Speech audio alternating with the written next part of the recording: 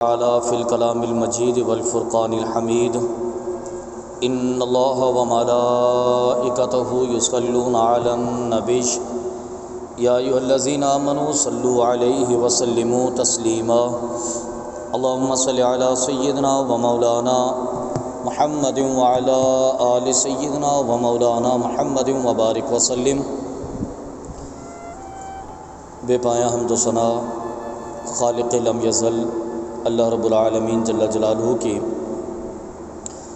بعد ازاں کروڑوں درود و سلام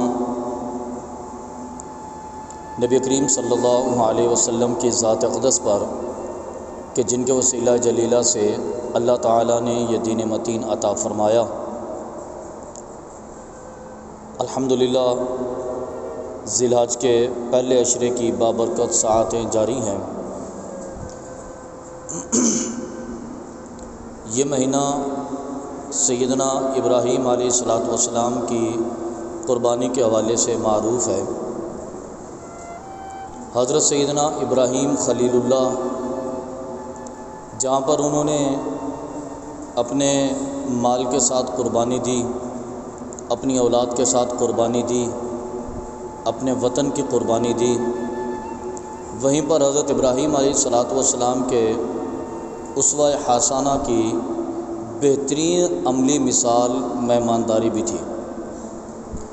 حضرت ابراہیم علیہ السلام کو مہمانداری کا بڑا شوق ہوتا تھا، بلکہ روایات میں تو یہاں تک آتا ہے کہ جب حضرت ابراہیم علیہ السلام کے دسترخوان پر مہمان نہیں ہوتا تھا تو حضرت ابراہیم کھانا بھی نہیں کھاتے تھے۔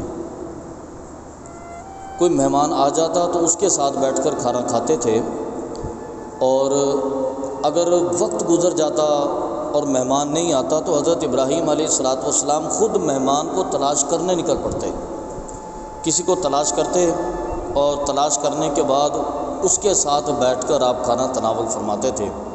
یہ حضرت ابراہیم علیہ السلام کی مہمانداری کا بڑا اعلیٰ شوق تھا۔ اور کیوں نہ ہو، نبی کریم صلی اللہ علیہ وسلم کی ایک حدیث مبارکہ ہے، آقا علیہ السلام نے فرمایا کہ جس دسترخوان پر مہمان کھانے میں شریک ہو جائے، وہ کھانا جتنا بھی قیمتی ہو، وہ جتنا بھی مرغن ہو، جتنے بھی اس کے اندر مختلف ڈشیں شامل ہوں، اس دسترخوان پر مہمان اگر شریک ہو جائے تو اللہ تعالیٰ اس کھانے کا حساب نہیں لیتا۔ تو یہ بڑی فضیلت ہے۔ تو حضرت ابراہیم علیہ السلام بالخصوص اس کے لیے کوشش فرماتے تھے کہ میرے دسترخوان پر میرے ساتھ کوئی مہمان ہونا چاہیے۔ اور فلسطین کے لوگ تو حضرت ابراہیم علیہ السلام کے مہمان نوازی سے مشرف ہوتے تھے۔ وہ تو اس انتظار میں ہوتے تھے کہ حضرت ابراہیم علیہ السلام ہمیں کچھ مشکل ہوگی تو ہم حضرت ابراہیم علیہ السلام کے دسترخوان پر چلے جائیں گے، اور حضرت ابراہیم علیہ السلام ہمیں کبھی منع نہیں کریں گے۔ ایک مرتبہ حضرت ابراہیم علیہ السلام تشریف فرما تھے، آپ کے گھر میں مہمان آئے گئے، اور مہمان بھی بہت زیادہ تعداد میں آ گئے۔ آپ کی زوجہ محترمہ آپ کے پاس گئیں اور جا کر انہوں نے آپ سے کہا کہ بھی مہمان اتنے زیادہ آ گئے ہیں، اور کیفیت یہ ہے کہ ہمارے پاس اناج کا ایک دانہ بھی میسر نہیں ہے۔ اور پورے فلسطین میں ذرا قحط کی کیفیت تھی، لوگوں کے پاس اناج نہیں تھا، لوگوں کے پاس غلہ نہیں تھا، اور حضرت ابراہیم علیہ السلام کے پاس جو اناج اور غلہ تھا وہ تقسیم ہو گیا۔ وہ حیرت سے کہنے لگی کہ بھی مہمان بہت زیادہ آ گئے ہیں اور گھر میں اناج کا ایک دانہ بھی موجود نہیں ہے۔ تو آپ نے فرمایا کہ ان کو بٹھاؤ مہمان خانے کے اندر، اللہ رب العالمین کوئی نہ کوئی سبب پیدا فرما دے گا۔ مہمان ایک خادم گیا، اس نے جا کے دروازہ کھولا، مہمان بیٹھ گئے۔ اب حضرت ابراہیم علیہ السلام گھر میں بیٹھے سوچ رہے تھے۔ آپ کی زوجہ تعجب سے پوچھتی ہیں کہ اے اللہ کے حبیب اب کیا اہتمام کریں گے؟ تو آپ نے فرمایا کہ مصر میں میرا ایک دوست ہے جو بڑا مالدار ہے، اور میں نے ایک وقت میں اس کے ساتھ بڑا اچھا رویہ اختیار کیا تھا، بڑا اچھا سلوک کیا تھا۔ مجھے امید ہے کہ اگر میرے خادم وہاں پر چلے جائیں تو وہ مجھے کچھ اناج ضرور دے گا۔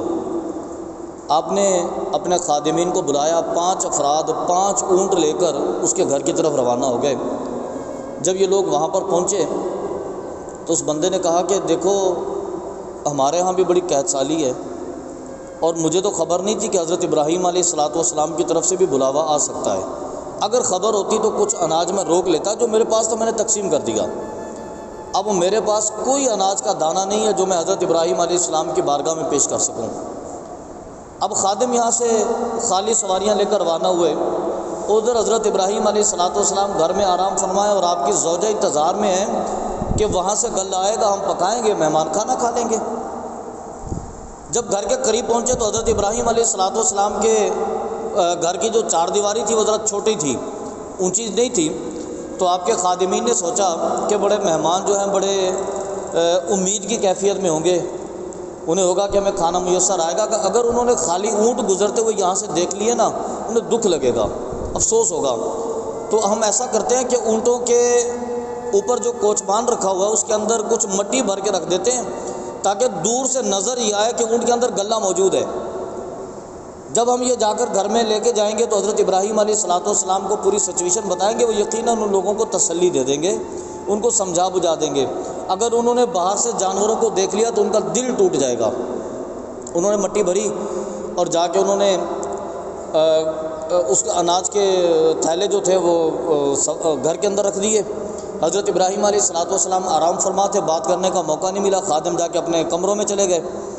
تھوڑی دیر کے بعد جیسے ہی گھر میں خبر پہنچی کہ اونٹ واپس آ گئے ہیں تو حضرت ابراہیم علیہ السلام کی زوجہ محترمہ آئی، انہوں نے بوریاں کھولی، اس میں سے گندم نکالی اور اسے پیسا اور اس کی روٹی تیار کرنا شروع کر دی۔ جب روٹی تیار کی، حضرت ابراہیم علیہ السلام کو جگایا تو حضرت ابراہیم علیہ السلام کھانے کا تھال لے کر مہمان خانے میں تشریف لے کر گئے اور سب کو کھانا کھلایا۔ تو جو آپ کے خادم تھے وہ بڑے حیران ہوئے کہ کھانا جو ہم راشن تو لے کے نہیں آئے تھے، اناج تو تھا نہیں ہمارے پاس، اور گھر میں بھی اناج نہیں تھا، تو حضرت ابراہیم علیہ السلام نے یہ بندوبست کہاں سے کیا؟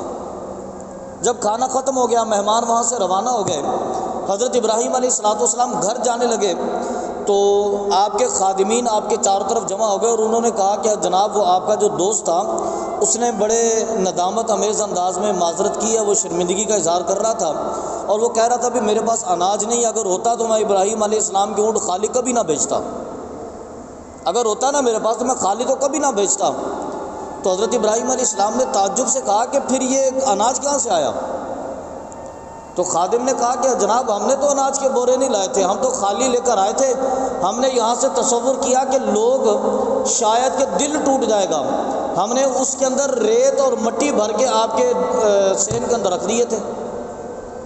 تو حضرت ابراہیم علیہ السلام اللہ کی حمد و ثنا کرتے ہوئے گھر میں داخل ہوئے اور جا کر جیسے ہی آپ گھر میں داخل ہوئے تو آپ کی زوجہ محترمہ نے آپ سے کہا کہ آپ کا دوست بہت اچھا تھا، آپ کا مصر والا دوست ہے نا بہت اچھا تھا۔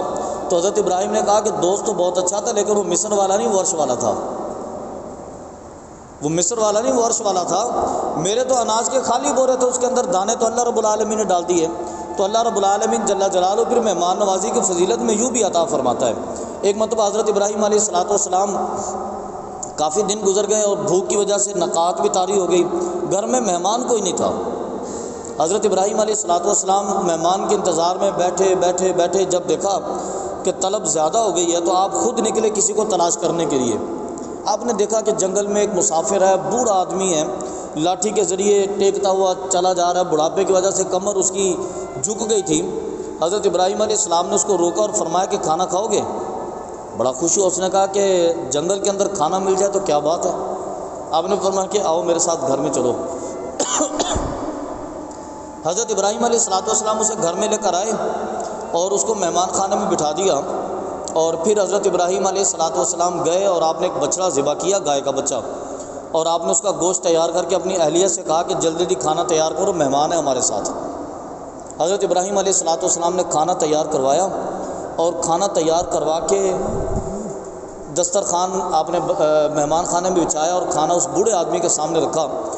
بس جیسے ہی کھانا اپنے سامنے رکھا نا، اس نے جلدی جلدی لقمے اٹھائے اور منہ کے اندر ڈالنا شروع کر دیے۔ حضرت ابراہیم علیہ السلام نے اس کا ہاتھ پکڑا اور آپ نے فرمایا کہ اتنی عمر ہو گئی ہے تمہاری، کتنے ہو گئے ہو؟ کہہ رہے میں 80 سال کا ہو گیا ہوں۔ آپ نے فرمایا 80 سال کے ہو گئے، تمہیں ابھی تک یہ سمجھ میں نہیں آئی کہ کھانا کھانے سے پہلے اللہ کا نام لیتے ہیں، اللہ کو یاد کرتے نا جس نے رزق عطا کیا تھا، تو اس اللہ کے نام پر کھانا کھاتے ہیں۔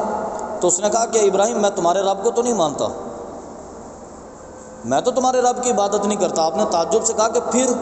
اس نے کہا میں تو بتوں کی عبادت کرتا ہوں۔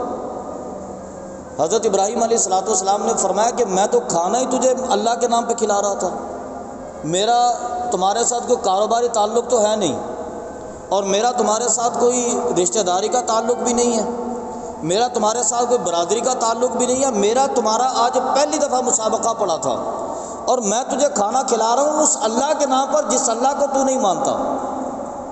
تو فرمایا کہ پھر تو تجھے کھانا کھلانا بیکار ہو گیا، اگر تو میرے رب کا نام لے گا تو دسترخوان پہ کھانا کھائے گا، اگر میرے رب کا نام نہیں لے گا نا تو میں دسترخوان پہ کھانا نہیں کھانے دوں گا۔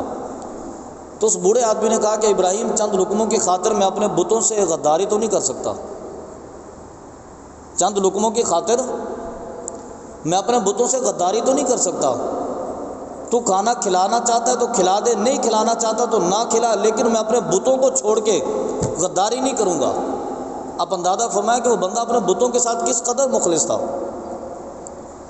وہ بندہ اپنے بتوں کے ساتھ، وہ درس نامی کی کتاب ہے، اس کے اندر ایک نفحۃ الیمن کے نام سے اس کے اندر ایک آیت ذکر کی ہے، فرماتا ہے کہ ایک بزرگ آدمی تھا اور وہ دن رات اللہ تبارک و تعالیٰ کے ذکر میں مصروف رہتا تھا، لیکن دنیا تھی، آخر دنیا کے کاموں میں کبھی اولاد سامنے آ جاتی ہے، کبھی بیوی سامنے آ جاتی ہے، کبھی والدین، کبھی برادری کا کوئی بندہ سامنے آ گیا، کبھی کوئی کاروباری مسئلہ سامنے آ گیا، وہ بندہ بڑا تنگ ہوتا تھا۔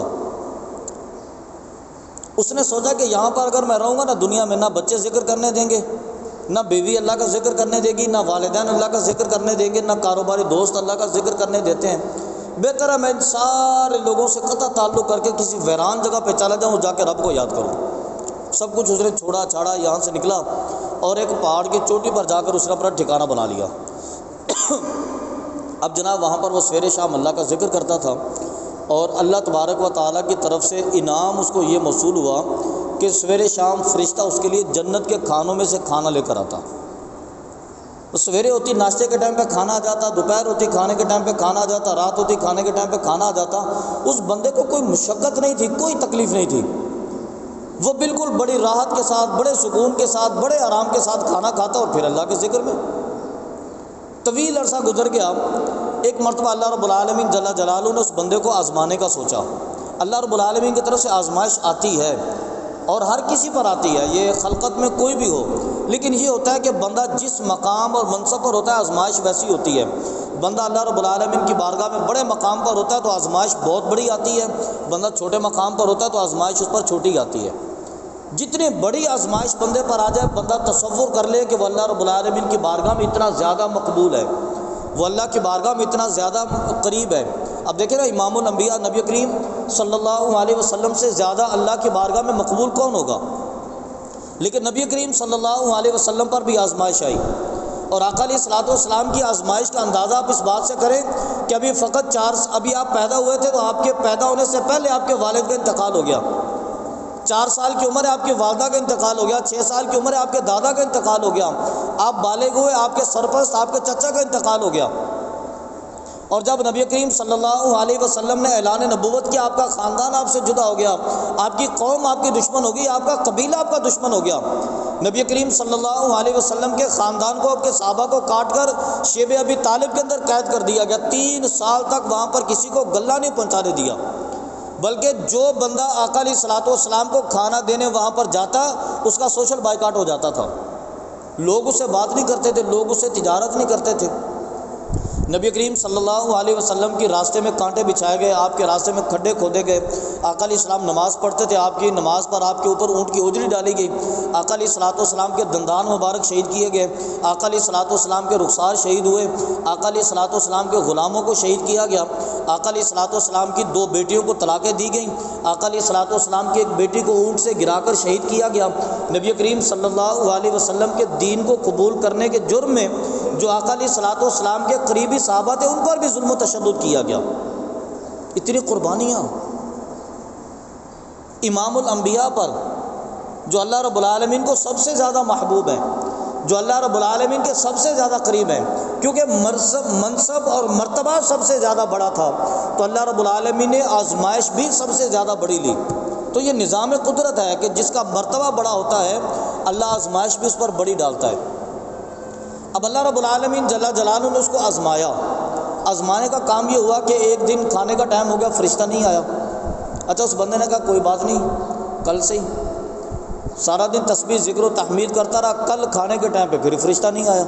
اس نے کہا چلو کوئی بات نہیں، تیسرے دن کھانے کے ٹائم پہ پھر فرشتہ نہیں آیا، لیکن اب کیفیت یہ کہ بڑی شدید بھوک لگی ہوئی ہے، بھوک کے مارے تسبیح نہیں اٹھائی جاتی، اللہ کا ذکر نہیں ہوتا۔ جب اس بندے نے یہ سوچا کہ اللہ کی طرف سے کھانا نہیں آئے گا، انتظار کرتے کرتے کرتے کرتے آخرکار وقت نکل گیا، تو وہ پہاڑ سے نیچے اترا۔ نیچے مجوسیوں کی بستی تھی، وہ جو آگ کی پوجا کرنے والے تھے، وہ اس بستی میں گیا اور اس نے دروازہ کھٹکایا اور اس سے کہا کہ میں مسافر ہوں، پہاڑ پر بیٹھتا ہوں اور میرے پاس کھانے کے لیے کچھ نہیں، اگر کھانے کو کچھ مل جائے۔ تو گھر کے مالک نے 3 روٹیاں رومال کے اندر لپیٹ کر اس بندے کو دے دی۔ اس نے رومال کھولا، روٹی کی گنتی کی، 3 روٹیاں، بڑا خوش ہوا۔ اس نے کہا چلو ایک آج کھا لوں گا، ایک کل کھاؤں گا، ایک پرسوں کھاؤں گا، 3 دن کا اہتمام تو ہو گیا۔ 3 دن بڑے بھرپور انداز میں وہاں پر بیٹھ کر اللہ کی عبادت کروں گا، 3 دن تک تو فرشتہ آ ہی جائے گا نا، بہرحال اگر نہیں آیا تو پھر 3 دن کے بعد دیکھی جائے گی۔ بڑے خوبصورت انداز میں پلاننگ کرتے ہوئے، ہم تو پورے مہینے کا پلان بناتے ہیں، تو اس کے بعد روٹیاں 3 تھیں، 3 دن کا پلان اس نے تیار کیا۔ پلاننگ بناتے ہوئے گھر سے نکلا تو اس گھر والے کا کتا جو ہے وہ دیکھ رہا تھا، وہ کتا اس کے پیچھے لگ گیا۔ اس نے دیکھا جب کتا اتنا مجبور ہو گیا کہ کتا مجھے کاٹ لے گا، اس نے ایک روٹی نکالی، نکال کے کتے کے آگے ڈال دی۔ کتا روٹی کھانے میں مصروف ہے گا، یہ بھاگا اپنے پہاڑ کی طرف۔ کتے نے فٹافٹ روٹی کھائی، کتا پھر اس کے پیچھے۔ جب اس نے دیکھا کہ کتا اب تو جان نہیں چھوڑتا، اس نے دوسری روٹی بھی ڈال دی۔ ایک روٹی لے کر پھر یہ بھاگا پہاڑ کی طرف، کتے نے فٹافٹ دوسری روٹی کھائی، کتا پھر اس کے پیچھے۔ اس نے جب دیکھا کہ بالآخر کتا مجھے کاٹ ہی لے گا، تو اس نے تیسری روٹی کتے کو ڈال دی اور پھر بھاگا اپنے پہاڑ کی طرف۔ جب تیسری روٹی کتے نے کھائی، کتا پھر اس کے پیچھے۔ تو اس نے ایک دفعہ غصے میں کھڑے ہو کے کہا کہ بھئی تیرے مالک نے 3 روٹیاں مجھے دی تھی، وہ تینوں کی تینوں میں نے تجھے ڈال دی، اب تو کیا چاہتا ہے؟ بس تیرے مالک کے گھر سے 3 روٹیاں لے کے آیا تھا، تینوں میں نے تجھے ڈال دی ہیں، اب تو کیا چاہتا ہے؟ تو علامہ صاحب فرماتے ہیں کہ کتے کو اللہ تعالیٰ نے بولنے کی زبان دی۔ کتے نے کہا کہ میرا مالک میرے رب کا دشمن ہے، لیکن پھر بھی وہ مجھے روٹی دے یا نہ دے، میں اس کے دروازے پہ پڑا رہتا ہوں، اور تو اپنے رب کا کتنا وفادار ہے، 3 ٹائم اس نے کھانا نہیں ہے تو اس کے دشمن کے دروازے پہ چلا گیا۔ اور تو اپنے رب کے ساتھ اپنی وفاداری تو دیکھ کہ تو اپنے رب کا اتنا وفادار ہے کہ اس نے 3 ٹائم تجھے کھانا نہیں دیا تو نے رب کو چھوڑا، رب کے دشمن کے دروازے پہ چلا گیا۔ مجھے دیکھ، میں اپنے رب کے دشمن پہ پڑا رہتا ہوں، مجھے کھانا دے یا نہ دے میں اس سے غداری نہیں کرتا، میں اپنے رب کے ساتھ غداری نہیں کرتا۔ تو اپنے رب کے ساتھ غداری تو نہیں ہونی چاہیے نا۔ بندہ دین کے نام پہ کبھی یہاں بک جائے، کبھی وہاں پہ بک جائے، لوگ ہمیں دین کے نام پہ بیچتے رہتے ہیں اور ہم بکتے رہتے ہیں۔ کم سے کم اتنا سینس تو ہونا چاہیے، اتنا شعور تو ہونا چاہیے کہ ہم اپنے رب کے ساتھ غداری نہ کریں کم سے کم، کیونکہ وہ رب ہمیں سب کچھ دیتا ہے۔ یہ جتنا کچھ اللہ نے دیا ہے نا، ہمیں اللہ نے دیا ہے نا، تو اس رب کے ساتھ غداری نہیں ہونی چاہیے۔ حضرت ابراہیم علیہ السلام اس کی بات سن کر حیران ہو گئے۔ اس بندے نے کہا کہ ابراہیم تو مجھے کھانا کھلانا چاہتا ہے تو کھلا دے، اگر تو کھانا نہیں کھلانا چاہتا تو دسترخوان اٹھا لے، لیکن میں چند لقموں کی خاطر اپنے بتوں کے ساتھ غداری نہیں کر سکتا، میں تیرے رب کا نام نہیں لوں گا، میں اپنے بتوں کے ساتھ غداری نہیں کروں گا۔ ساری زندگی ہو گئی ہے مجھے، میں جب سے پیدا ہوں 80 سال کا ہو گیا ہوں، آج تک میں اپنے بتوں کے سامنے ہاتھ باندھ کے کھڑا ہوتا ہوں، آج میں اپنے بتوں کو چھوڑ کے اپنے تمہارے رب کے سامنے کھڑا ہو جاؤں صرف چند لقمے روٹی کی خاطر؟ نہیں، میں اپنے بتوں سے غداری نہیں کر سکتا۔ تو حضرت ابراہیم علیہ السلام نے فرمایا کہ رب کے نام پہ کھانا کھلا رہا تھا تو اس کا نام نہیں لیتا تو چلا جا۔ وہ بندہ وہاں سے اٹھا اور چلا گیا۔ جب وہ گھر کے دروازے سے نکلا تو حضرت ابراہیم علیہ السلام پر وحی نازل ہو گئی۔ اللہ رب العالمین نے فرمایا کہ ابراہیم اس کی عمر کتنی تھی؟ عرض کی کہ اے اللہ اس کی عمر تو 80 سال تھی۔ اللہ تعالیٰ نے فرمایا کہ ابراہیم 80 سال ہو گئے، وہ بندہ میرا کھاتا ہے لیکن میرے دشمن کے سامنے جھکتا ہے، کھاتا وہ میرا ہے، جھکتا میرے دشمن کے سامنے، لیکن 80 سال ہو گئے میں بھی تو دے رہا ہوں اس کو کھانا، اگر ایک ٹائم تیرے دسترخوان پہ کھا لیتا تو کیا ہو جاتا؟ حضرت ابراہیم علیہ السلام فوراً اس کے پیچھے بھاگے، وہ جا رہا تھا۔ حضرت ابراہیم نے بلایا اور فرمایا کہ آؤ جلدی آؤ، دسترخوان بچھا ہوا کھانا کھا لو۔ اس نے کہا نہیں ابراہیم، بتوں کے ساتھ غداری نہیں کروں گا، یہ میں پہلے بتا رہا ہوں۔ آپ نے فرمایا ٹھیک ہے، نہیں غداری کرنا، ٹھیک ہے تو نام نہ لے میرے رب کا، لیکن کھانا کھا لے میرے دسترخوان پہ۔ وہ حیران ہو گیا، اس نے کہا کتنا بڑا انقلاب، اتنی بڑی تبدیلی، وہ حیران ہو کے کہنے لگا کہ ابراہیم معاملہ کیا ہوا؟ حضرت ابراہیم علیہ السلام نے بتایا کہ میرے رب کی وحی نازل ہوئی ہے اور میرے رب نے بتایا ہے کہ یہ بندہ 80 سال میرا کھاتا رہا، 80 سال یہ بندہ میرا دیا اور رزق کھاتا رہا، آج تک میری عبادت نہیں کی، میں پھر بھی اس کو عطا کرتا ہوں۔ تو ابراہیم تو ایک وقت کا کھانا نہیں دے سکا۔ اس بندے کے دل میں فوراً یہ خیال پیدا ہوا کہ جس رب کے ساتھ دشمنی کرتے ہوئے 80 سال گزر گئے، اس رب کی رحمت کا اندازہ یہ ہے کہ میرا کھانا بند نہیں کرتا۔ تو اس نے کہا کہ ابراہیم کھانا تو میں بعد میں کھاؤں گا، پہلے تو مجھے اپنا کلمہ پڑھا کے مجھے اپنے رب کے بندوں میں داخل کر لے۔ وہ اتنا رحیم ہے تمہارا رب، اتنا کریم ہے تمہارا رب کہ جس کے کرم اور رحم کی یہ کیفیت ہے کہ 80 سال زندگی کے میں نے اس کی دشمنی کرتے ہوئے گزار دی اور تیرے رب نے میری روٹی بند نہیں کی آج تک، تو مجھے اس کریم رب کی بارگاہ میں داخل کر لے۔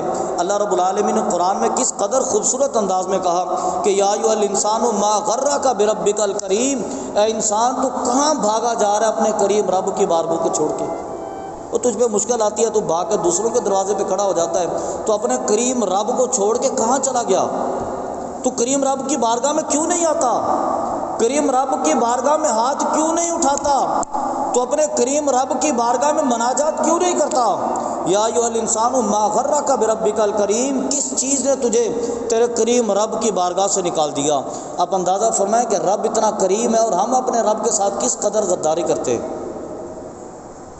صبح سے لے کر شام تک، شام سے لے کر رات تک، رات سے لے کر صبح تک ہم اپنے رب کی نعمتیں استعمال کرتے ہیں۔ ذرا دل کی عدالت کے اندر جھک کے دیکھیں کہ ہم اس کے بدلے میں اپنے رب کی کتنی عبادت کرتے ہیں۔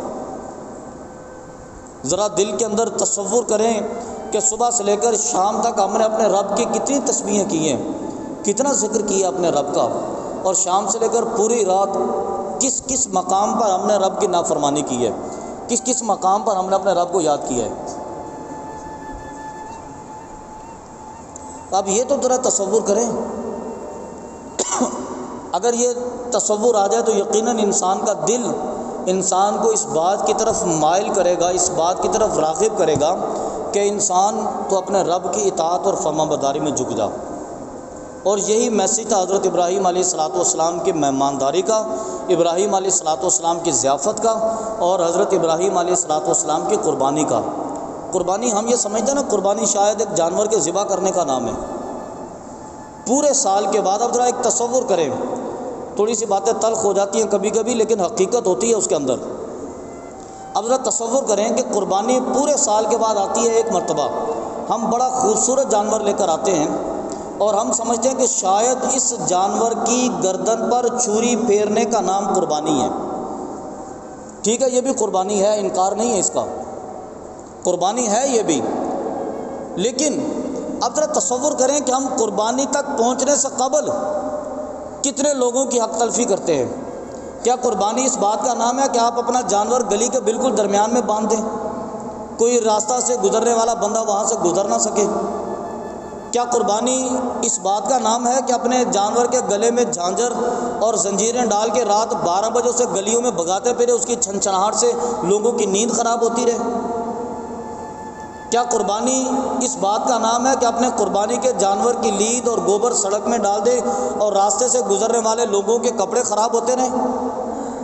کیا قربانی اس بات کا نام ہے کہ جانور سڑک کے کنارے باندھیں، اس کے پیشاب سے سڑک اتنی گیلی ہو جائے کہ موٹر سائیکل سے گزرنے والے کے کپڑے نجاست آلود ہو جائیں؟ قربانی اس چیز کا نام ہے بھلا؟ اور کیا قربانی اس چیز کا نام ہے کہ قربانی کی پورے محلے کے لوگوں نے دیکھا، پوری سوسائٹی کے لوگوں نے دیکھا، غریبوں نے آپ کے دروازے پہ کھڑے ہو گئے اور سارا گوشت جمع کر کے گھر کے دروازے کو لاک کر کے اندر بیٹھ گئے، قربانی اس چیز کا نام ہے؟ لوگ ابھی سے مسئلہ پوچھتے ہیں۔ میں ابھی گزشتہ دنوں QTV کے ایک پروگرام میں تھا، تو وہ پروگرام لندن کے لیے چلتا ہے 10 سے 12 بجے رات کو، پاکستان میں بھی چلتا ہے۔ اچھا، اس کے اندر وہ مجھ سے سوال کر رہے تھے کہ حضرت صاحب آپ یہ بتائیں کہ کیا قربانی کے جانور کا پورا گوشت گھر میں رکھنا جائز ہے؟ تو میں نے ان سے ہنس کے کہا، میں نے کہا میں تو اس امید میں تھا کہ آپ مجھ سے سوال کریں گے کہ حضرت صاحب یہ بتائیں کہ کیا قربانی کے جانور کے پورا گوشت صدقہ کرنا جائز ہے؟ میں نے کہا ایک ہی مسئلے کو لے کے ہم 40 سال سے پھر رہے ہیں، 50 سال سے پھر رہے ہیں، 100 سال سے پھر رہے ہیں، ہم ہر سال قربانی کے جانور کو ذبح کر کے کنڈی لگا کے گوشت اپنے فریج میں رکھ، فریج تو پورا نہیں آتا، ڈیپ فریزر خرید لیتے ہیں ہم، وہ سارے کا سارا ڈیپ فریزر کے اندر رکھنے کا نام قربانی ہے؟ لوگ یہ کیوں نہیں سوچتے کہ اگر سارے کا سارا جانور گھر میں رکھنا قربانی ہے تو سارے کا سارا گوشت تقسیم کرنا قربانی نہیں ہو سکتی؟ اور آپ یقین مانیں قربانی کرتا وہ بندہ ہے جو سارا سال گوشت کھاتا ہے۔ عام آدمی کا کام نہیں ہے قربانی کرنا، اور بالخصوص آج کے دور میں قربانی وہی کرتا ہے جو پورا سال گوشت کھاتا ہے، اور جو پورا سال گوشت نہیں کھا سکتا وہ قربانی کے دنوں میں بھی قربانی نہیں کر سکتا۔ تو کیا قربانی اس چیز کا نام ہے کہ ہم سارا کا سارا گوشت اپنے فریج کے اندر رکھیں، پورا سال بھی گوشت ہمیں نصیب ہو اور ان ایام کے اندر بھی گوشت ہمیں نصیب ہو، اور وہ بھوکے کے بھوکے لوگ وہیں کے وہیں پڑے رہیں؟ پورا سال ان کو گوشت نہیں ملا اور آج کے دن بھی ان کو گوشت نہیں ملنا چاہیے؟ کیا حضرت ابراہیم علیہ السلام کی یہ سنت تھی؟ حضرت ابراہیم علیہ السلام کا یہ طریقہ تھا؟ جب ہم امام صاحب سے یہ واقعہ سنتے ہیں نا کہ حضرت ابراہیم علیہ السلام کے اناج کے میں ریت کی بوریاں، گندم کی بوریاں بن گئی، ہمارے دل میں خواہش پیدا ہوتی ہے کہ یار کاش کہ ہمارے ساتھ بھی ایسا ہو جائے، میں رات کو آٹے کی خالی ٹینکی رکھ کے سو جاؤں، سویرے اٹھو تو آٹے کی ٹینکی بھری ہونی چاہیے، میرا رب مجھ پر ایسا کرم کیوں نہیں کرتا؟ تو حضرت ابراہیم علیہ السلام کی یہ سنت ہمیں یاد آتی ہے، یہ طریقہ یاد نہیں آتا کہ حضرت ابراہیم علیہ السلام نے پورے کا پورا اٹھا کے لوگوں کو اللہ کی راہ میں تقسیم کر دیا تھا۔ اور یار جب ہم حضرت ابراہیم کی پوری صورت پر چلنے کے لیے تیار نہیں ہے تو اللہ ہمیں بھی ایسا نہیں دے سکتا نا۔ قربانی اس چیز کا نام نہیں ہے، قربانی نام ہے اپنی انا کو قربان کرنے کا، قربانی نام ہے اپنے مزاج میں سے تکبر کو قربان کرنے کا، قربانی نام ہے اپنے غرور کی قربانی کا۔ اس کے بعد آپ لوگوں کے ساتھ ملیں، لوگوں کے ساتھ تعلق قائم کریں، قربانی کا گوشت لوگوں میں تقسیم کریں۔ بلکہ ہمارے ہاں تو معاشرے میں رواج ہی ہو گیا ہے کہ قربانی کرنے والے کے گھر میں گوشت بھیجتے ہیں، جہاں بھیجتے ہیں وہاں سے آ بھی جاتا ہے۔ 1 کلو کا شاپر ہم نے ان کو دے دیا، 1 کلو کا شاپر ان کے گھر سے آ گیا، نہ ہمیں فرق پڑا نہ اس کو فرق پڑا۔ بلکہ آپ سارے کے سارے لوگ آپس میں دیکھ لیا ہوگا، سب نے ایک دوسرے کے گھر کے سامنے جانور کھڑے ہوئے، آپ تصور کر لیں، بلکہ دل میں عہد کر لیں، کریں دل کے اندر یہ عہد کہ انشاءاللہ العزیز ہم قربانی کا گوشت اس گھر میں دیں گے جہاں پر قربانی نہیں ہوگی، اور جس کے گھر میں قربانی ہے اس نے دیکھ لیا نا میرا ہمسایہ بھی قربانی کر رہا ہے، وہاں سے گوشت نہیں آتا، تو اس کے لیے دل میں پریشانی نہ رکھیں کہ دیکھو یار اس نے اتنا بڑا جانور گرایا، میرے گھر میں آدھا کلو گوشت نہیں بھیج سکا۔ نہیں، آپ یہ مت سوچیں، بلکہ آپ اپنے ہمسائے کو جا کے بتائیں کہ یار میرے پاس تو اللہ کا فضل ہے، چھوٹی موٹی قربانی ہے، آپ ایسا کرنا کہ وہ فلانے گھر میں بھیج دینا، اس کے گھر میں قربانی نہیں ہے۔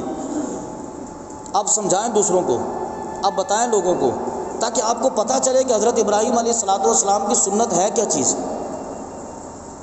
حضرت ابراہیم علیہ السلام کی سنت، پھر لوگ جو ہے نا ذی الحج کے شروع ہونے سے پہلے مسائل آ کے پوچھ رہے ہوتے ہیں کہ امام صاحب وہ آقا علیہ السلام نے کیا حدیث میں ذکر کیا تھا بالوں کے کاٹنے کے حوالے سے، تو ان کو بتانا پڑتا ہے کہ نبی کریم صلی اللہ علیہ وسلم، یہ مستحب مسئلہ یاد رہے، مستحب مسئلہ ہے، میں نے پچھلے جمعۃ المبارک میں بھی ذکر کیا تھا، نبی کریم صلی اللہ علیہ وسلم کی سنت ہے کہ جس کی قربانی ہو، آقا علیہ السلام نے فرمایا کہ اس کے لیے چاہیے کہ وہ ذی الحج کا چاند نظر آنے سے لے کر اپنے قربانی تک اپنے بال نہ کاٹے، اپنے ناخن نہ کاٹے، اور جس کی قربانی نہیں ہے تو اس کے لیے مفتی احمد یحییٰ خان نعیمی علیہ رحمت اپنی تفسیر میں فرماتے ہیں کہ اگر وہ بندہ بھی اس سنت پر عمل کرے گا تو اللہ کی بارگاہ سے امید ہے کہ اللہ تبارک و تعالیٰ اسے قربانی کا اجر عطا فرمائے گا۔ اچھا، لوگ تہیہ کر لیتے ہیں، پورے 10 دن لوگ اپنے بال نہیں کاٹتے، پورے 10 دن لوگ اپنے بال نہیں کاٹتے، کیوں؟ آقا علیہ السلام نے حکم دیا تھا، اور یہ مستحب مسئلہ ہے، کر لو تو ٹھیک ہے اجر ملے گا، نہیں کرو گے تو کوئی گناہ نہیں ہے۔ لوگ پورے 10 دن بال نہیں کاٹتے، 11ویں دن جا کے بہترین طریقے سے بال کٹوا دیتے ہیں، اور ان کو یاد نہیں آتا کہ آقا علیہ السلام نے فرمایا تھا کہ داڑھی رکھنا میری سنت ہے۔ ایک مستحب مسئلے کے لیے ہم اتنا تاولے ہو جاتے ہیں، اور جو واجب مسئلہ ہے وہ ہمیں یاد نہیں رہتا۔ 80 سے زیادہ، ایک روایت کے اندر 86 حدیثیں آقا علیہ السلام کی جس میں نبی کریم صلی اللہ علیہ وسلم نے داڑھی رکھنے کے حوالے سے حکم دیا۔ ایک حدیث آ گئی ہے مستحب کے حوالے سے، اس کے لیے لوگ ذی الحج کے شروع سے پہلے سے لوگ پوچھ کے مسئلے کو جو ہے نا بار بار یاد کروا رہے ہوتے ہیں، اور انہیں یاد نہیں ہوتا کہ 86 مقام پر میرے آقا نے ارشاد فرمایا تھا۔ تو اب اپنا قبلہ درست کرنے کی ضرورت ہے نا۔ ہم سمجھتے ہیں کہ قربانیاں یا دین چند مخصوص چیزوں کا نام ہے، دین مخصوص چیزوں کا نام نہیں ہے، مخصوص چیزوں سے نکلیں، آپ کے پیدا ہونے سے لے کر مرنے تک سارے کا سارا دین ہے۔ لوگ جب مسجد میں داخل ہوتے ہیں نا تو مسجد میں داخل ہونے کے بعد ہمارے نزدیک 4-6 چیزیں اسلام ہے. آپ سے کہے نا کہ یار اسلام پر عمل ہونا چاہیے تو بندہ کہتا ہے میں کر تو رہا ہوں, میں نماز بھی پڑھتا ہوں, میں روزہ بھی رکھتا ہوں, میں زکوٰۃ بھی دیتا ہوں, مجھے اللہ نے فرصت دی, میں نے حج بھی کیا. اچھا ہمارے نزدیک اسلام جو ہے نا وہ 4-5 چیزوں کا نام ہے, حج, نماز, روزہ, زکوٰۃ, بس ختم. روزے رکھ لیے ختم ہو گیا. نہیں, دین ختم نہیں ہوا, دین ابھی آغاز ہوا ہے. یہ دین اس سے بہت آگے کی بات ہے, دین اس سے بہت دور جانے کی بات ہے. بندہ مسجد میں داخل ہوتا ہے, ہم سمجھتے ہیں کہ شاید مسلمان وہی ہے. اذان کا ٹائم ہو گیا, اذان لیٹ ہو گئی, ہم فوراً اعتراض کرتے ہیں کہ اذان لیٹ ہو گئی. جمعے کی تقریر میں ٹائم زیادہ ہو گیا, ہم فوراً اعتراض کرتے ہیں کہ ٹائم زیادہ ہو گیا. ہماری بار بار گھڑی پہ نظر ہوتی ہے. اچھا نماز کے بعد آدھا گھنٹہ ہم مسجد کے گیٹ پہ کھڑے ہو کے میٹنگ کر سکتے ہیں, مسجد کے گیٹ پہ کھڑے ہو کے گپ شپ لگا سکتے ہیں. اگر 10 سیکنڈ مسجد میں نماز کے ٹائم سے زیادہ ہو گئے ہمیں بے چینی ہو جاتی ہے کہ ابھی تک امام صاحب نے نماز کیوں شروع نہیں کروائی. پھر ہم سمجھتے ہیں کہ اذان اپنے ٹائم سے لیٹ ہوگی تو دین کی بلڈنگ جو ہے نا وہ منہدم ہو جائے گی, ٹوٹ جائے گی. نہیں, دین فقط اذان کے ٹائم پہ ہونے کا نام, مسجد کو ٹائم پہ کھولنا, مسجد کو ٹائم پہ بند کرنا, وضو خانے کو ٹائم پہ کھولنا, وضو خانے کو ٹائم پہ بند کرنا, مسجد میں نماز ٹائم پہ پڑھنا, نماز دعا ٹائم. نہیں, صرف دین اس کا نام نہیں ہے, دین اس سے زیادہ آگے کا نام بھی ہے. جو افراد مسجد میں بیٹھ کے جن کی گھڑی پہ نظر ہوتی ہے کہ جماعت لیٹ نہیں ہونی چاہیے, جن کی گھڑی پہ نظر ہوتی ہے کہ اذان لیٹ نہیں ہونی چاہیے, جن کی گھڑی پہ نظر ہوتی ہے کہ مسجد کے کھلنے میں تاخیر نہیں ہونی چاہیے, ان کی نظر اس بات پہ نہیں ہوتی کہ مسجد میں صحیح سلامت صحت مند بندہ کرسی پہ بیٹھ کے گپ شپ لگا رہا ہوتا ہے. آپ اس کو کیوں نہیں روکتے؟ اگر دین کی ذمہ داری یہ ہے کہ اذان ٹائم پہ ہو, دین کی ذمہ داری یہ ہے کہ مسجد میں نماز ٹائم پہ ہو, دین کی ذمہ داری یہ ہے کہ مسجد کے اندر کچھ اور وہ نہیں ہونا چاہیے, تو دین کی ذمہ داری یہ بھی تو ہے کہ آقا علیہ السلام نے فرمایا کہ خبردار مسجد میں دنیاوی باتیں تمہاری نیکیوں کو ایسے جلاتی ہے جیسے خشک لکڑی کو آگ جلا دیتی ہے. تو وہ کیوں یاد نہیں آتا؟ اگر 4-6 بندے باتیں کریں تو ہم جا کے کیوں نہیں سمجھاتے؟ آپ اسے کیوں نہیں بتاتے کہ جناب مسجد کے اندر اللہ کے ذکر کے علاوہ باتیں کرنا نیکیوں کو برباد کر دیتا ہے. مسجد کے وضو خانے سے لوگ پانی بھر کے باہر لے کر چلے جائیں, ہم اس کو کیوں نہیں روکتے کہ مسجد کا پانی وقف کا پانی ہے, آپ اسے مسجد سے باہر نکال کر نہ جائیں. جو مسجد کے وضو خانے کے اندر بیٹھ کر پانی ضائع کرتا ہے, آپ اس کو کیوں نہیں روکتے کہ مسجد کے وضو خانے میں پانی ضائع ہو رہا ہے. جو مسجد کے واش روم کا نقصان کرتا ہے, آپ اس کو کیوں نہیں روکتے کہ مسجد کے واش روم کا نقصان ہو رہا ہے. نہیں, ہمارے نزدیک یہ دین نہیں ہے نا. ہم سمجھتے ہیں کہ دین شاید صرف اذان ٹائم پہ ہونا اور نماز ٹائم پہ ہونے کا نام ہے. نہیں میرے بھائی, دین اس کا نام نہیں ہے. جیسے قربانی صرف جانور کی گردن پہ چھری چلانے کا نام نہیں ہے نا, تو دین صرف ان 4 کاموں کا نام نہیں ہے. آپ حج, نماز, روزہ, زکوٰۃ سے آگے نکلیں, آگے بہت بڑا دین کا مرحلہ پڑا ہوا ہے. بہت باتیں ہیں دین کی, بہت سٹرگل ہے دین کی. ابھی قربانی میں ایک ہفتہ موجود ہے نا, تو آپ آج سے عہد کریں کہ ہم قربانی کریں گے, اور قربانی کا مقصد تو اللہ کو راضی کرنا ہے. قربانی مقصد حضرت ابراہیم علیہ السلام کی سنت پر عمل کرنا ہے. تو آپ عہد کریں کہ وہ کیسی اللہ رب العالمین کی رضامندی ہے, وہ کیسی رضامندی ہے کہ جس کی وجہ سے پورا محلہ ہم سے تنگ آ گیا. ہم اپنا جانور سڑک کے کنارے پر نہیں باندھیں گے, ہم اپنے جانور کا گوبر سڑک کے کنارے پر نہیں ڈالیں گے, اپنے جانور کا پیشاب سڑک پر نہیں آنے دیں گے, ہم اپنے جانور کی جھانجر اور زنجیروں سے محلے کے لوگوں کو تنگ نہیں ہونے دیں گے. آپ اس بات کا عہد کریں, یہ قربانی ہے. اپنے مزاج کو, اپنی طبیعت کو, اپنی فطرت کو, اپنی خواہش کو قربان کرنا, یہ قربانی ہے. یہ 15-20 ہزار کا 30 ہزار کا جانور ذبح کرنا قربانی تھوڑی ہے, یہ ایک علامتی قربانی ہے. پھر اس کے بعد آپ لوگوں کو سمجھائیں کہ اس وقت ہم معاشی جنگ کے دور میں ہیں, ہم اقتصادی معاشی جنگ کے دور میں ہیں. جنہیں گوشت میسر نہیں آتا تو کوشش کریں کم سے کم پورے سال میں عید والے دن دوپہر کے ٹائم پہ کم سے کم وہ گوشت کے ساتھ روٹی کھا لیں. اپنے دل کو بڑا کیجئے, اپنی سوچ کو بڑا کیجئے, اور جب ایسا کریں گے آپ یقین مانیں کہ آپ کو اللہ رب العالمین کی بارگاہ سے خوشی بھی نصیب ہوگی, اور آپ کو بہترین طریقے سے اندازہ ہوگا کہ یہ عید ہوتی ہے اور یہ قربانی ہوتی ہے. اللہ رب العالمین کی بارگاہ سے دعا ہے کہ اللہ تبارک و تعالی ہمیں احسن انداز میں قربانیاں کرنے کی بھی توفیق عطا فرمائے, قربانیوں کی ذمہ داری صحیح طریقے سے ادا کرنے کی توفیق عطا فرمائے. آمین آمین. وما علینا الا البلاغ المبین.